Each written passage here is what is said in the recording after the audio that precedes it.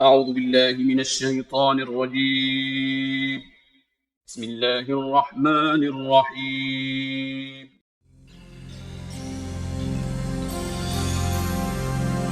مولانا امین احسن اصلاحی صاحب اپنی تفسیر میں 3 پوائنٹ ڈسکس کرتے ہیں، جن میں سے پہلا یہ ہے کہ بسم اللہ کی تاریخی حیثیت کیا ہے، دوسرا بسم اللہ میں موجود اسماء حسنہ یعنی رحمان اور رحیم کے بارے میں بتایا ہے، اور تیسرا قرآن میں اس آیت کی جگہ کے بارے میں ڈسکس کرتے ہیں۔ وہ اس تفسیر میں بسم اللہ الرحمن الرحیم کی تاریخی حیثیت کے بارے میں لکھتے ہیں۔ قرآن مجید کے مطالعے سے معلوم ہوتا ہے کہ اس آیت کا مضمون بہت قدیم زمانہ سے اہل مذاہب میں نقل ہوتا چلا آ رہا ہے۔ یہ فصیح و بلیغ الفاظ یعنی یہ واضح الفاظ ممکن ہے پہلی مرتبہ قرآن مجید ہی میں نازل ہوئے ہوں، لیکن جہاں تک اس کے مضمون کا تعلق ہے، یہ کسی کام کے آغاز و افتتاح کے لیے اس قدر موزونیت اور مناسبت رکھتا ہے کہ دل گواہی دیتا ہے کہ اللہ تعالیٰ نے اس کی تعلیم انسان کو بالکل شروع ہی میں دی ہوگی۔ چنانچہ حضرت نوح علیہ السلام کے متعلق خود قرآن مجید میں یہ نقل ہے کہ انہوں نے اپنے با ایمان متعلقین اور اپنے ساتھیوں کو جب کشتی میں سوار کرایا تو اس وقت اسی سے ملتے جلتے الفاظ کے لیے سورۃ ہود کی آیت نمبر 41 کا ترجمہ ہے، اور اس نے کہا کہ اس میں سوار ہو جاؤ، اللہ ہی کے نام سے ہے اس کا چلنا اور اس کا ٹھہرنا، بے شک میرا رب بخشنے والا اور رحم کرنے والا ہے۔ اسی طرح حضرت سلیمان علیہ السلام نے ملکہ سبا کو جو خط لکھا، اس کا آغاز بھی انہی مبارک کلمات سے کیا۔ چنانچہ قرآن مجید میں ہے سورۃ نمل کی آیت نمبر 30، جس کا ترجمہ یہ ہے کہ یہ سلیمان کی جانب سے ہے اور اس کا آغاز بسم اللہ الرحمن الرحیم سے ہوا ہے۔ یہ آیت دعا ہے، یہ کلام خبریہ نہیں بلکہ سورہ فاتحہ کی طرح، جیسا کہ آگے چل کر معلوم ہوگا یہ دعا ہے۔ کلام خبریہ عام طور پر ایسے کلام کو کہتے ہیں جو خبر لے کے آتا، پر یہ کلام خبریہ نہیں، یہ دعا ہے۔ ایک سلیم الفطرت آدمی کے دل کی یہ ایک فطری صدا ہے جو ہر قابل ذکر کام کرتے وقت اس کی زبان سے نکلنی چاہیے۔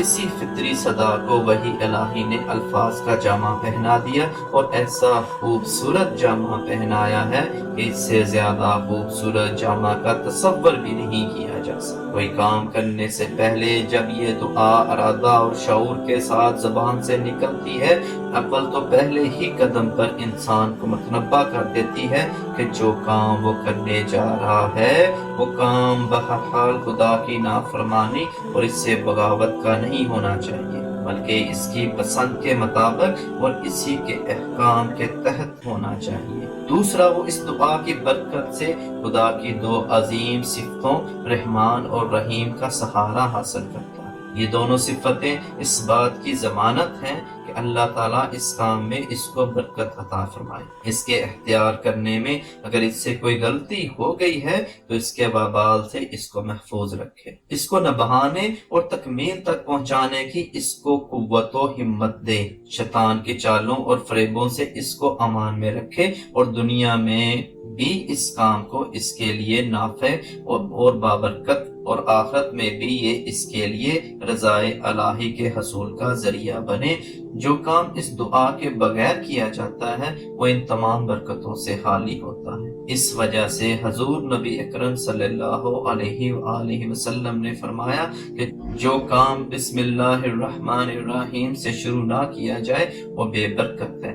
بسم اللہ کی یہ برکتیں تو ہر کام کے ساتھ ظاہر ہوتی ہیں، لیکن خاص قرآن کی تلاوت کا آغاز اس دعا سے کرنے میں کچھ اور بھی پہلو ہیں جو پیش نظر رکھنے چاہیے۔ ایک یہ کہ بسم اللہ الرحمن الرحیم سے قرآن مجید کی تلاوت کا آغاز کر کے بندہ اس حکم کی تعمیل کرتا ہے جو اللہ تعالیٰ نے پیغمبر صلی اللہ علیہ وآلہ وسلم کو بالکل ابتدائی وحی نازل کرتے وقت ہی دیا تھا۔ اقرا بسم ربک الذی خلق، اپنے خداوند کے نام سے پڑھ جس نے پیدا کیا۔ اس میں بھی یہی حکم تھا کہ اپنے خداوند کے نام سے پڑھو، اور جب ہم بسم اللہ الرحمن الرحیم پڑھتے ہیں تو اس کا مطلب بھی یہی ہے کہ ہم اللہ کے نام سے شروع کرتے ہیں۔ دوسرا یہ کہ یہ مبارک کلمہ اس حقیقت کی یاد دہانی کراتا ہے کہ انسان پر اللہ تعالیٰ کا سب سے بڑا احسان یہ ہے کہ اس نے اس کو بولنے کی نعمت عطا فرمائی، جس کی بدولت وہ قرآن کی نعمت کا مستحق بن سکا۔ اس حقیقت کی طرف اللہ تعالیٰ کی صفت رحمان اشارہ کر رہی ہے، جس کا اس آیت میں حوالہ ہے۔ ایک دوسری جگہ یہ بات تصریح کے ساتھ کہی گئی ہے کہ یہ اللہ تعالیٰ کی رحمانیت ہے کہ اس نے انسان کو پیدا کیا۔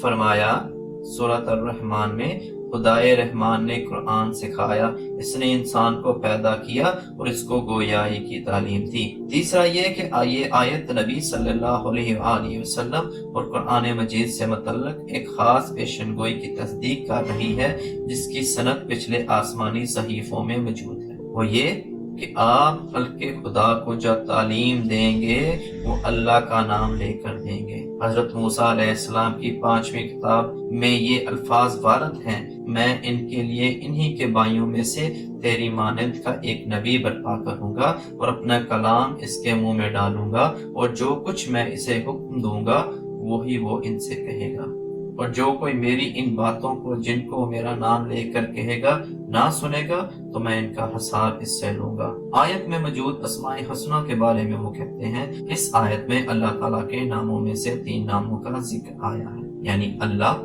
رحمان اور رحیم۔ مختصر ان کے مفہوم بھی سمجھ لینے چاہیے۔ اللہ کا نام لفظ الہ پر الف لام داخل کر کے بنا ہے۔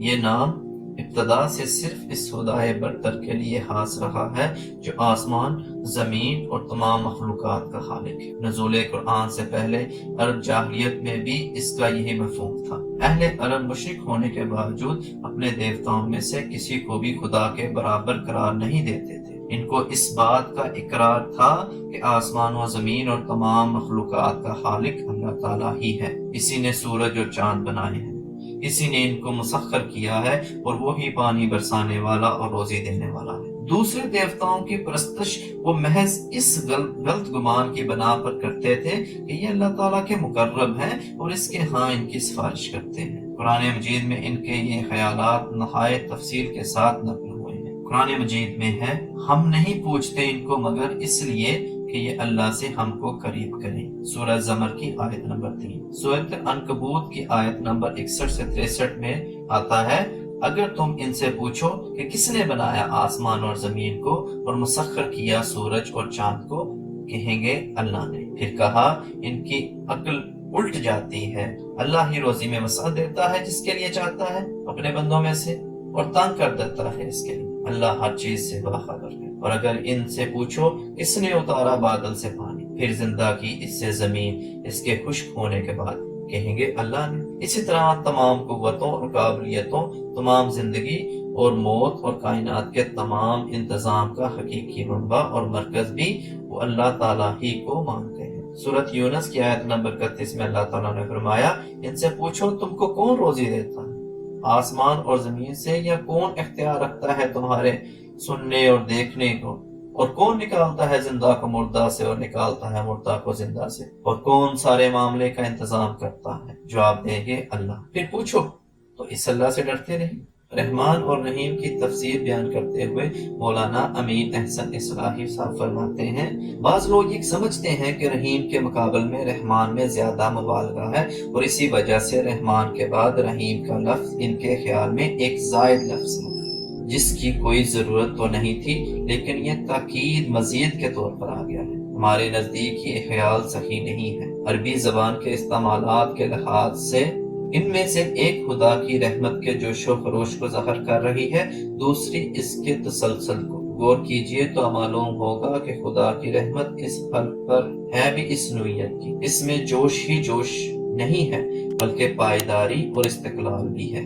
اس نے یہ نہیں کیا کہ اپنی رحمانیت کے جوش میں دنیا پیدا تو کر ڈالی ہو، لیکن پیدا کر کے پھر اس کی خبرگیری اور نگہداشت سے غافل ہو گیا ہو، بلکہ اس کو پیدا کرنے کے بعد وہ اپنی پوری شان و رحمیت کے ساتھ اس کی پرورش اور نگہداشت بھی فرما رہا ہے۔ بندہ جب بھی اسے پکارتا ہے وہ اس کی پکار سنتا ہے اور اس کی دعاؤں اور التجاؤں کو شرف قبولیت بخشتا ہے۔ پھر اس کی رحمتیں اس چند روزہ زندگی ہی تک محدود نہیں، بلکہ جو لوگ اس کے بتائے ہوئے راستے پر چلتے رہیں گے ان پر اس کی رحمت ایک ایسی ابدی اور لازوال زندگی میں بھی ہوگی جو کبھی ختم ہونے والی نہیں۔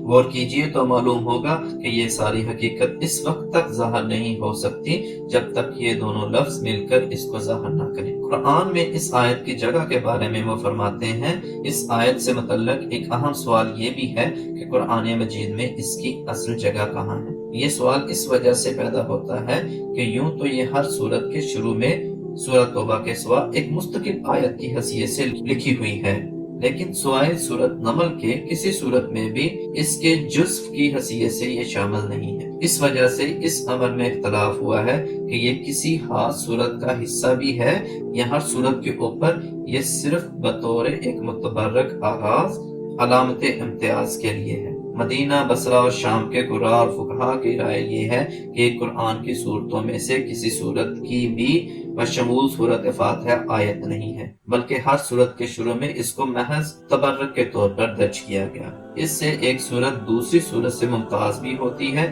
اور قاری جب اس سے کسی صورت کا افتتاح کرتا ہے تو اس سے برکت بھی حاصل ہوتی ہے۔ یہی مذہب امام ابو حنیفہ رحمۃ اللہ علیہ کا ہے۔ اس کے برعکس مکہ اور کوفہ کے فقہا کا مذہب یہ ہے کہ یہ سورۃ فاتحہ کی بھی ایک آیت ہے اور دوسری صورتوں کی بھی ایک آیت ہے۔ یہ مذہب امام شافعی رحمۃ اللہ علیہ اور ان کے اصحاب کا ہے۔ استاذ امام مولانا حمید الدین فراہی رحمۃ اللہ علیہ اس کو سورۃ فاتحہ کی ایک آیت اور دوسری صورتوں کے لیے صورتوں کا افتتاح مانتے ہیں۔ مجھے کبھی مذہب قرائے مدینہ کا معلوم ہوتا ہے۔ اس کی وجہ یہ ہے کہ مصحف کی موجودہ ترتیب تمام تر وحی الہی کی رہنمائی اور رسول اللہ صلی اللہ علیہ وآلہ وسلم کی ہدایت کے تحت عمل میں آئی ہے، اور بسم اللہ کی کتابت بھی اسی ترتیب کا ایک حصہ ہے۔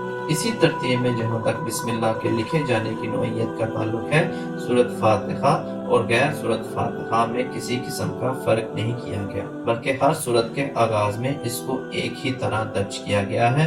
اس کی حیثیت سورت سے الگ ایک مستقل آیت کی نظر آتی ہے۔